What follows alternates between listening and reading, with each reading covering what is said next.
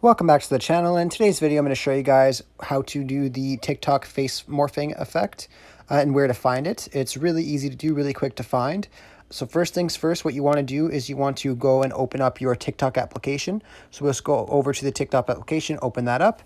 And then once you're on TikTok, you're going to want to go to the Discover tab, and then you're going to want to search for face morphing. So just face morphing. And then you want to click on videos. So the goal here is to find a video that has the face morphing inside of it right now. So I'm just going to click on a video and do that.